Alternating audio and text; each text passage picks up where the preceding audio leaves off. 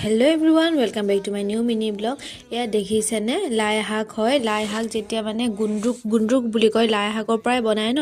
লাই শাকখিনি মানে এতিয়া গুন্দ্ৰুক কৰি উলিয়াই লোৱা হৈছে প্ৰথমতে লাই শাকখিনি 3-4 দিন মান ৰ'দত 4-5 দিন মান এনেকৈ ৰ'দত অলপমান শুকুৱাই ল'ব ভালকৈ শুকুৱাই ল'ব শুকুৱাৰ পাছত এটা প্লাষ্টিকৰ টেমাত হওক বা এনেকৈ প্লাষ্টিকৰ টেমাতে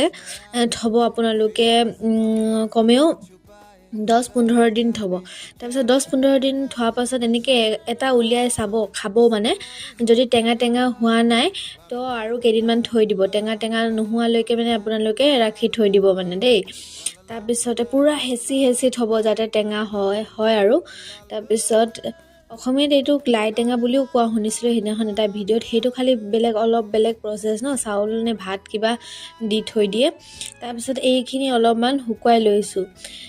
নুশুকালেও হয় যোনটো আচাৰ বনাবলৈ থোৱা হয় ন সেইটো নুশুকালেও হয় মই এনেই মেলি দিছোঁ আৰু এদিনে থ'ম এনেকৈ এটা মানে এদিন ৰ'দত মেলি দিম আৰু নেমেলিলেও হ'ব আপোনালোকে নেমেলিব মই এনেই মানে মেলি দিলোঁ অলপ আধা মানে এনেকৈ ৰ'দত পূৰা শুকুৱাম আৰু আধা মানে আচাৰ বনাব মায়ে চাবচোন দেই আচাৰ মানে বনোৱা প্ৰচেছটো দেখুওৱা নহ'ব খালি মানে আচাৰ অকণমান আগতে মানে বা এজনীয়ে দিছিলে তাকে থৈছিলোঁ মানে আচাৰ মায়ে থৈছিলে সেইটো চাবচোন দেখুৱাম মানে কেনেকৈ বনাই ইয়াতে কৈ দিম আপোনালোকে তেতিয়া কৈ দিলে বনাব পাৰিব নহয় জানো বেলেগ আচাৰ যেনেকৈ বনাই ছেইম প্ৰচেছ হয় আপোনালোকে জলকীয়া দিব তেল দিব নিমখ হালধি তাৰপিছত অকণমান মছলা কিবা কিবি মানে সৰিয়হ তাৰপিছত ধনিয়া এইবোৰ অকণমান গুড়ি দি দিব আৰু সেইটোৱে হয় প্ৰচেছটো বেলেগ আচাৰ বনোৱাৰ নিচিনা ছেইম প্ৰচেছ তাৰপিছত অলপ জ্বলা হ'লে ভাল লাগে আৰু এয়া মানে এনেকৈ ৰ'দত এইখিনি মানে যোনখিনি মানে